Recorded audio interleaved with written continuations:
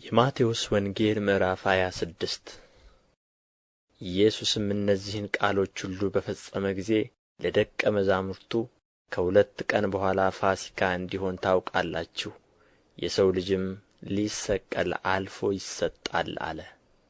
በዚያን ጊዜ የካህናት አለቆች የሕዝቡም ሽማግሎች ቀያፋ በሚባለው በሊቀ ካህናቱ ግቢ ተሰበሰቡ።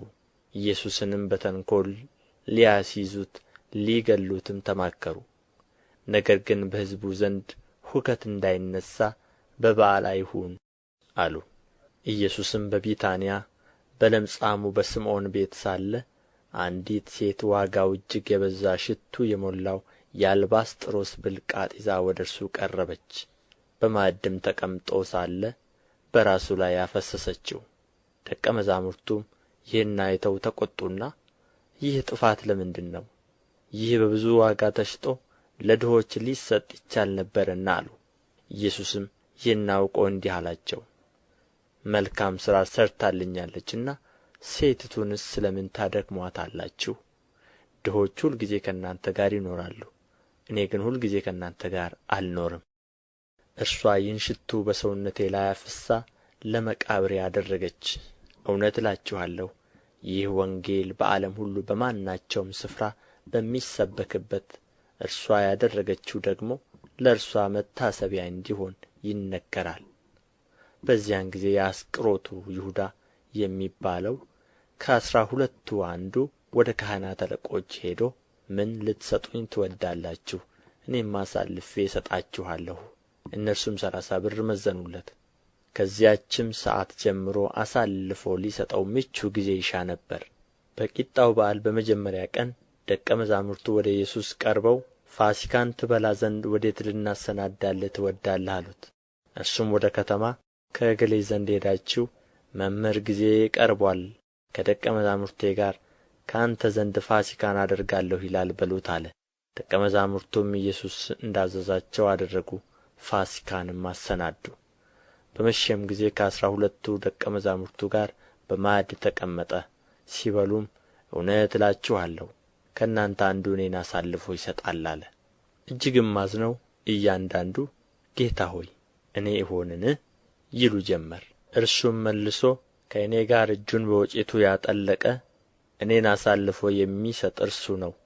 የሰው ልጅስ ስለ እርሱ እንደ ተጻፈ ይሄዳል። ነገር ግን የሰው ልጅ አልፎ ለሚሰጥበት ለዚያ ሰው ወዮለት። ያ ሰው ባልተወለደ ይሻለው ነበር አለ።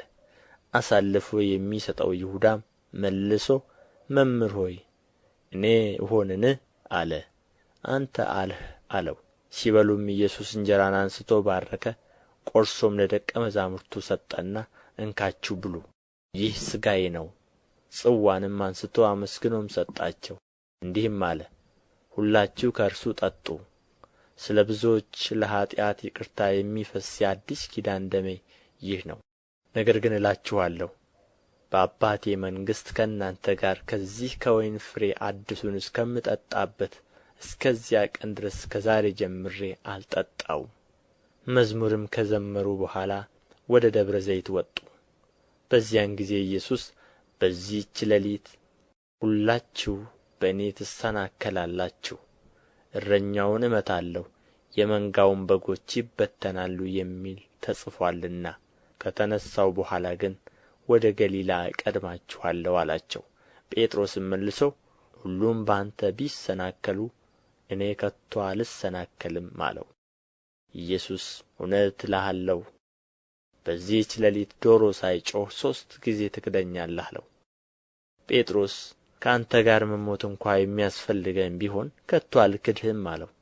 ደቀ መዛሙርቱም ሁሉ ደግሞ እንደዚሁ አሉ። በዚያን ጊዜ ኢየሱስ ከእነርሱ ጋር ጌተ ሰማኒ ወደምትባል ስፍራ መጣ።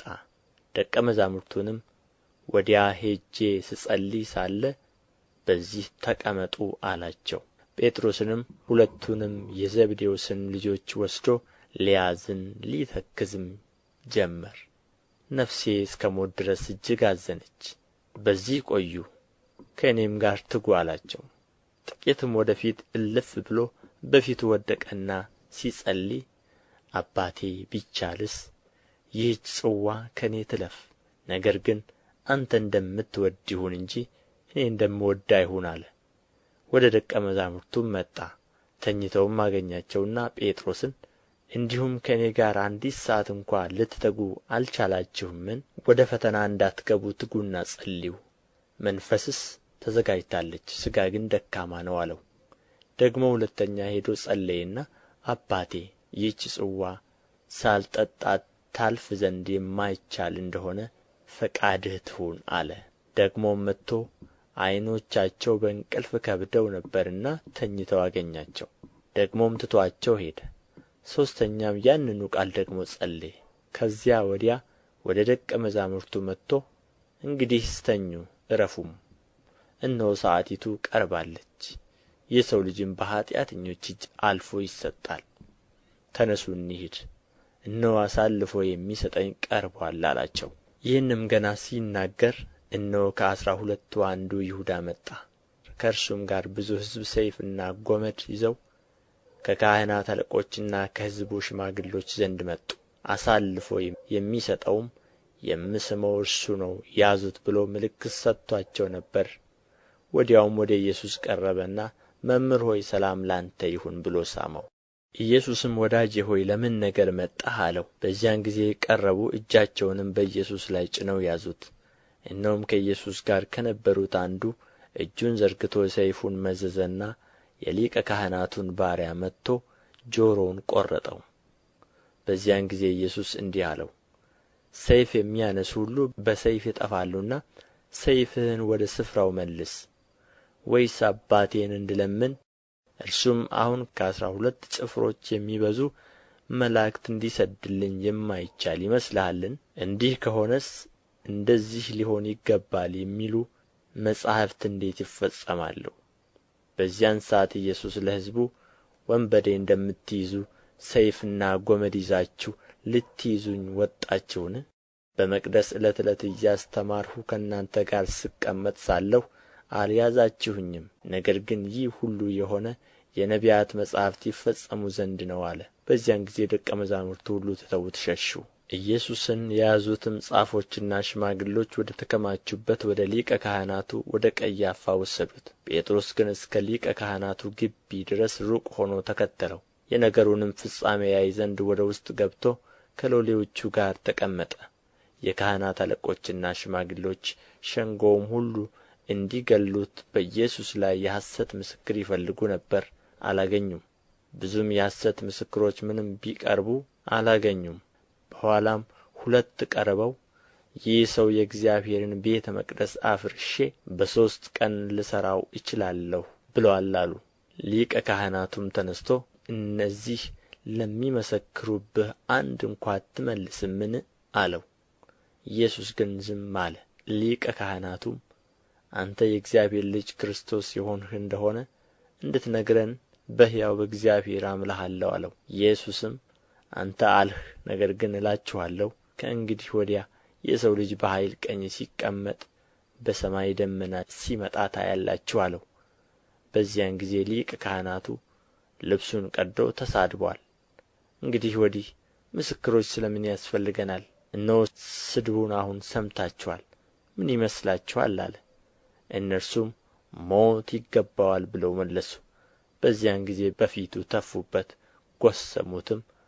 ሌሎችም በጥፊ መትተው ክርስቶስ ሆይ በጥፊ የመታህ ማን ነው? ትንቢት ተናገርልን አሉ። ጴጥሮስም ከቤት ውጭ በአጥሩ ግቢ ተቀምጦ ነበር።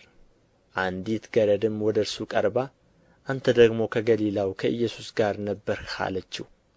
እርሱ ግን የምትዪውን አላውቀውም ብሎ በሁሉ ፊት ካደ። ወደ በሩም ሲመጣ ሌላይቱ አየችውና በዚያ ላሉት ይህ ደግሞ ከናዝሬቱ ከኢየሱስ ጋር ነበር አለች። ዳግመኛም ሲምል ሰውየውን አላውቀውም ብሎ ካደ።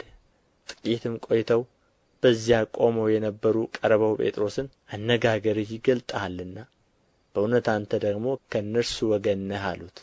በዚያን ጊዜ ሰውየውን አላውቀውም ብሎ ሊራገምና ሊምል ጀመረ። ወዲያውም ዶሮ ጮኸ። ጴጥሮስም ዶሮ ሳይጮኽ 3 ጊዜ ትክደኛለህ ያለው የኢየሱስ ቃል ትዝ አለው። ወደ ውጭም ወጥቶ መራራ ለቅሶ አለቀሰ። የማቴዎስ ወንጌል ምዕራፍ 27 ሲነጋም የካህናት አለቆችና የሕዝቡ ሽማግሎች ሁሉ ሊገድሉት በኢየሱስ ላይ ተማከሩ። አስረውም ወሰዱት፣ ለገዢውም ለጴንጤናዊው ጲላጦስ አሳልፈው ሰጡት። በዚያን ጊዜ አሳልፎ የሰጠው ይሁዳ እንደ ተፈረደበት አይቶ ተጸጸተ። 30 ብር ለካህናት አለቆችና ለሽማግሎች መልሶ ንጹሕ ደም አሳልፌ በመስጠቴ በድያለሁ አለ። እነርሱ ግን እኛስ ምን አግዶን? አንተው ተጠንቀቅ አሉ። ብሩንም በቤተ መቅደስ ጥሎ ሄደና ታንቆ ሞተ። የካህናት አለቆችም ብሩን አንስተው የደም ዋጋ ነውና ወደ መባልን ጨምረው አልተፈቀደም አሉ። ተማክረውም የሸክላ ሠሪውን መሬት ለእንግዶች መቃብር ገዙበት። ስለዚህ ያ መሬት እስከ ዛሬ ድረስ የደም መሬት ተባለ። በዚያን ጊዜ በነቢዩ በኤርምያስ የተባለው ከእስራኤል ልጆችም አንዳንዶቹ የገመቱትን የተገመተውን ዋጋ 30 ብር ያዙ። ጌታም እንዳዘዘኝ ስለ ሸክላ ሠሪ መሬት ሰጡት የሚል ተፈጸመ። ኢየሱስም በገዢው ፊት ቆመ። ገዢውም የአይሁድ ንጉሥ አንተ ነህን ብሎ ጠየቀው። ኢየሱስም አንተ አልህ አለው። የካህናት አለቆችም ሽማግሎችም ሲከሱት ምንም አልመለሰም። በዚያን ጊዜ ጲላጦስ ስንት ያህል እንዲመሰክሩብህ አትሰማምን አለው። ገዢውም እጅግ እስኪደነቅ ድረስ አንዲት ቃል እንኳ አልመለሰለትም። በዚያም በዓል ሕዝቡ የወደዱትን አንድ እስረኛ ሊፈታላቸው ለገዢው ልማድ ነበረው። በዚያን ጊዜም በርባን የሚባል በጣም የታወቀ እስረኛ ነበራቸው። እንግዲህ እነርሱ ተሰብስበው ሳሉ ጲላጦስ በርባንን ወይስ ክርስቶስ የተባለውን ኢየሱስን ማንኛውን ልፈታላችሁ ትወዳላችሁ አላቸው። በቅንዓት አሳልፈው እንደ ሰጡት ያውቅ ነበርና። እርሱም በፍርድ ወንበር ተቀምጦ ሳለ ሚስቱ ስለ እርሱ ዛሬ በሕልም እጅግ መከራ ተቀብያለሁና በዚያ ጻድቅ ሰው ምንም አታድርግ ብላ ላከችበት። የካህናት አለቆችና ሽማግሎች ግን በርባንን እንዲለምኑ ኢየሱስን ግን እንዲያጠፉ ሕዝቡን አባበሉ። ገዢውም መልሶ ከሁለቱ ማንኛውን ልፈታላችሁ ትወዳላችሁ አላቸው። እነርሱም በርባንን አሉ። ጲላጦስ ክርስቶስ የተባለውን ኢየሱስን እንግዲህ ምን ላድርገው አላቸው። ሁሉም ይሰቀል አሉ። ገዢው ምን ነው ያደረገው ክፋት ምንድር ነው አለ። እነርሱ ግን ይሰቀል እያሉ ጩኸት አበዙ። ጲላጦስም ሁከት እንዲጀመር እንጂ አንዳች እንዳይረባ ባየ ጊዜ ውኃ አንስቶ እኔ ከዚህ ጻድቅ ሰው ደም ንጹሕ ነኝ፣ እናንተ ተጠንቀቁ ሲል በሕዝቡ ፊት እጁን ታጠበ። ሕዝቡም ሁሉ መልሰው ደሙ በእኛና በልጆቻችን ላይ ይሁን አሉ። በዚያን ጊዜ በርባንን ፈታላቸው። ኢየሱስን ግን ገርፎ ሊሰቀል አሳልፎ ሰጠው። በዚያን ጊዜ የገዢው ወታደሮች ኢየሱስን ወደ ገዢው ግቢ ውስጥ ወሰዱት። ጭፍራውንም ሁሉ ወደ እርሱ አከማቹ። ልብሱንም ገፈው ቀይ ልብስ አለበሱት። ከእሾህም አክሊል ጐንጉነው በራሱ ላይ በቀኝ እጁም መቃን አኖሩ። በፊቱም ተንበርክከው የአይሁድ ንጉሥ ሆይ ሰላም ለአንተ ይሁን እያሉ ዘበቱበት፣ ተፉበትም። መቃውንም ይዘው ራሱን መቱት። ከዘበቱበትም በኋላ ቀዩን ልብስ ገፈፉት፣ ልብሱንም አለበሱት፣ ሊሰቅሉትም ወሰዱት። ሲወጡም ስምዖን የተባለው የቀሬናን ሰው አገኙ። እርሱንም መስቀሉን ይሸከም ዘንድ አስገደዱት። ትርጓሜው የራስ ቅል ስፍራ ወደሚሆን ጎልጎታ ወደሚባለው ስፍራ በደረሱ ጊዜም በሐሞት የተደባለቀ የወይን ጠጅ ሊጠጣ አቀረቡለት። ቀምሶም ሊጠጣው አልወደደም። ከሰቀሉትም በኋላ ልብሱን ዕጣ ጥለው ተካፈሉ። በዚያም ተቀምጠው ይጠብቁት ነበር። ይህ ኢየሱስ የአይሁድ ንጉሥ ነው የሚል የክሱን ጽሕፈት ከራሱ በላይ አኖሩ። በዚያን ጊዜ 2 ወንበዶች አንዱ በቀኝ አንዱም በግራ ከእርሱ ጋር ተሰቀሉ። የሚያልፉትም ራሳቸውን እየነቀነቁ ይሰድቡት ነበርና ቤተ መቅደስን የምታፈርስ በሦስት ቀንም የምትሠራው ራስህን አድን፣ የእግዚአብሔር ልጅስ ከሆንህ ከመስቀል ውረድ አሉት። እንዲሁም ደግሞ የካህናት አለቆች ከጻፎችና ከሽማግሎች ጋር እየዘበቱበት እንዲህ አሉ፣ ሌሎችን አዳነ፣ ራሱን ሊያድን አይችልም። የእስራኤል ንጉሥ ከሆነ አሁን ከመስቀል ይውረድ፣ እኛም እናምንበታለን። በእግዚአብሔር ታምኖአል፣ የእግዚአብሔር ልጅ ነኝ ብሎአልና ከወደደውስ አሁን ያድነው። ከእርሱ ጋር የተሰቀሉት ወንበዶች ደግሞ ያንኑ እያሉ ይነቅፉት ነበር። ከ6 ሰዓት ጀምሮ እስከ 9 ሰዓት ድረስ በምድር ሁሉ ላይ ጨለማ ሆነ። በ9 ሰዓትም ኢየሱስ ኤሎሄ ኤሎሄ ላማ ሰበቅታኒ ብሎ በታላቅ ድምፅ ጮኸ። ይህም አምላኬ አምላኬ ስለ ምን ተውከኝ ማለት ነው።